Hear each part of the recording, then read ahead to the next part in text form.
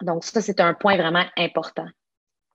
Donc, on va regarder chaque qualité que j'ai mis surlignée.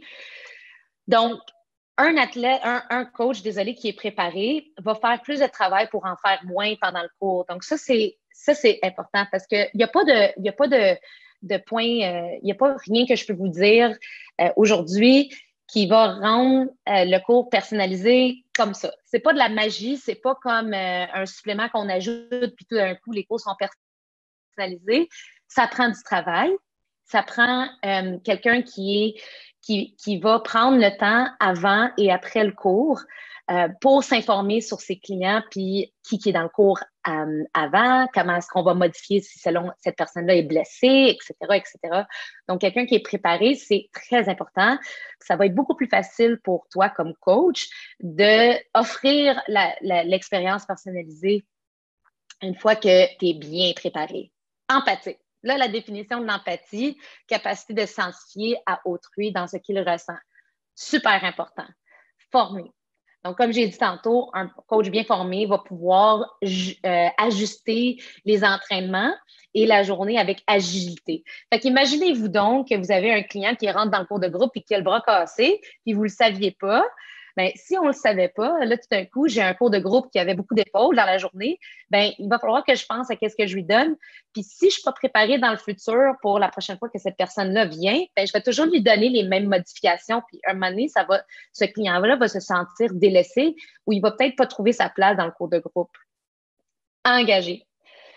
Donc, un coach engagé, c'est quelqu'un là qui va prendre le temps de comprendre sa communauté.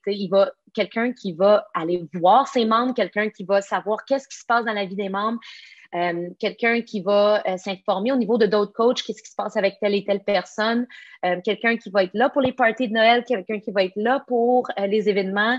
Ça, c'est des points très importants parce que l'aspect social, comme on a dit, est important dans le cours de groupe. Donc, si tu fais partie du réseau social du cours de ta clientèle, tu vas être en mesure de bien comprendre tes membres, bien les connaître, bien comprendre c'est quoi qui les fait motiver, etc.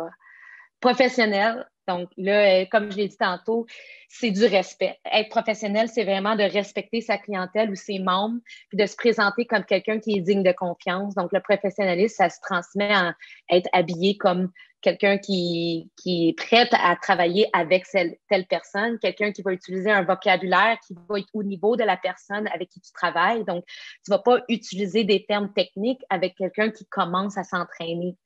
Donc, ça, c'est des points vraiment importants qu'un coach peut facilement travailler pour rendre le cours personnalisé.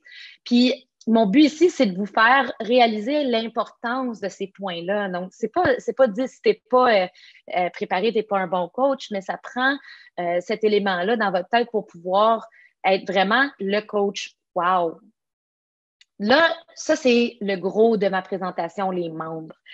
On ne serait pas où est-ce qu'on est aujourd'hui sans eux. C'est des gens qui nous permettent de travailler dans ce qu'on aime. Donc, c'est vraiment pour eux qu'on fait ce travail-là. Un cours personnalisé, c'est pas pour nous qu'on le fait, c'est pour eux. Fait que si on met ces gens-là en premier, on va être dans une meilleure position pour les servir. Fait qu'à chaque fois qu'on donne un cours de groupe, nous, on veut paraître comme des leaders. On veut vraiment leur offrir un entraînement. Mais au bout du compte, les clients, ils viennent vous voir pour quelque chose qu'ils ont besoin. Donc, il faut savoir les mettre en premier. Donc, les membres. Là, il y a plein de façons de voir ça. T'sais, on a un paquet de monde qui vient vers nous pour avoir un entraînement efficace, puis après ça, ils veulent continuer leur journée, puis ils veulent juste savoir que quand ils vont venir au gym, ils vont avoir la meilleure heure de leur journée. On le dit ça souvent. Là, dans nos cours de groupe, on va catégoriser les membres souvent scale, intermédiaire, RX, puis il y en a peut-être même qui vont catégoriser avec du RX+ ou de la compétition. Puis il y en a qui vont catégoriser avec, par exemple, je ne sais pas, des buts, etc. Mais de façon générale, ça, c'est les catégories qu'on voit. Le scale, l'intermédiaire, puis le RX. Mais moi, je suis ici pour vous dire que c'est pas juste ça. Ça va nous guider Donc, quand on parle d'entraînement personnalisé dans l'heure, on sait que les clients viennent faire l'entraînement que je leur présente. Moi, une façon de personnaliser leur expérience, c'est selon leur niveau. Ça va me guider dans comment je vais rendre l'entraînement atteignable pour eux.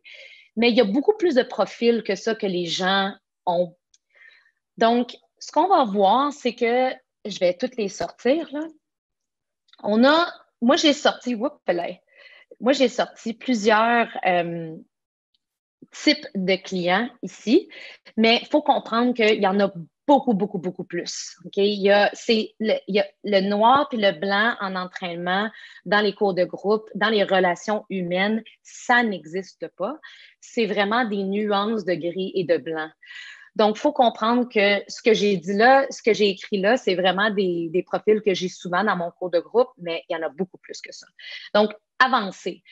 Fait que c'est quoi une personne qui est avancée? Okay? Dans chaque entraînement, tu vas avoir des profils avancés, intermédiaires, débutants, mais comme j'explique, tu peux avoir des clients qui vont être avancés une journée puis qui vont être avancés une autre journée. Fait qui seront pas avancés une autre journée. Donc, maintenant, un client avancé, moi, la manière que je le catégorise, c'est une personne qui a une très bonne maîtrise du mouvement, des concepts, du vocabulaire, qui a beaucoup d'expérience. Donc, on peut dire que c'est un client que ça fait 8 ans qu'il est au gym, qui est capable de faire ses muscle-ups, qui est capable de faire des bar muscle-ups, qui est capable de faire des strict handstand push-ups, etc., mais qui n'a pas nécessairement de but compétitif. C'est quelqu'un qui va être considéré avancé. Un intermédiaire, c'est là que l'intermédiaire, vraiment, cette personne-là va varier énormément. C'est une personne qui s'expose à l'apprentissage. Donc, quelqu'un qui a encore des lacunes techniques, mais qui a un désir de progresser dans la maîtrise de certains mouvements. Il veut améliorer ses performances. Puis, il va avoir, par exemple, des lacunes au niveau de la force. Puis là, je pense particulièrement au mouvement de gymnastique. Fait qu'un intermédiaire va peut-être pas avoir la force de faire des pull-ups butterfly, mais qui va avoir, mettons, une bonne connaissance technique, mais manque de force. Ou ça va être quelqu'un qui va avoir beaucoup de force de façon générale, mais qui a des grosses lacunes techniques, puis que les mouvements de gymnastique avec des équipes, il n'est pas capable de les compléter comme sans arrêter régulièrement. Puis là, après ça, on va avoir des débutants. Fait que des débutants, ça peut être comme ça, tu sais, quelqu'un qui décide qui débute son entraînement, mais ça peut être aussi quelqu'un qui a des aptitudes de débutant, mais qui a une adaptation à l'exercice très basse. Et je pense à des gens qui apprécient beaucoup les mouvements plus de base dans l'entraînement, donc qui ne s'intéressent pas vraiment à avoir un muscle-up, mais qui aiment faire, par exemple, des ring row ou bien des pull-up strict avec une assistance ou quelque chose comme ça. Là, après ça, on a des maîtres ou les masters. Masters, c'est une catégorie qui est importante parce que tu vas en avoir des maîtres qui vont être compétitifs dans leur attitude. Tu vas avoir des maîtres qui sont débutants dans leur attitude. Mais il faut comprendre que les maîtres, les gens plus âgés vont avoir des limitations au niveau de l'amplitude de mouvement. Donc, les modifications pour un maître ne vont pas nécessairement être les mêmes pour un débutant. Puis je pense, par exemple, au overhead squat. Là, il y a une autre catégorie que j'appelle fitness. OK? Puis là, il faut comprendre que ces clients-là, c'est pas tout le monde qui les a dans leur gym. Nous, au DECA, on a beaucoup de gens qui sont là vraiment pour le fitness. Donc, le profil de fitness, c'est quelqu'un qui a plus ou moins envie d'apprendre les techniques, puis ils ont amplement le droit de ne pas vouloir apprendre comment faire un squat snatch, puis faire un one rep max, puis après ça, travailler en pourcentage de ça, etc. C'est des gens qui sont là pour le challenge, puis qui sont là pour le cardio, puis qui sont là pour avoir le défi d'aller le plus intense possible dans leur journée.